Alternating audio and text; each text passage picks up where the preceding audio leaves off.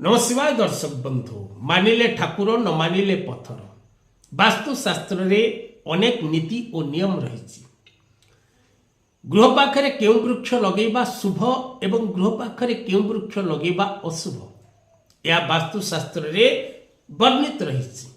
आपण जदि निज घरर उत्तर पूर्व ईशान्य दिग बा उत्तर दिगरे मनी प्लांट वृक्ष रोपण करती एवं मनी प्लांट वृक्ष को सदा सर्वदा जलदान करते तेबे आपण गृह आकस्मिक भाव धन वृद्धि होता है एवं व्यक्ति सुख शांति आनंद लाभ करिथा।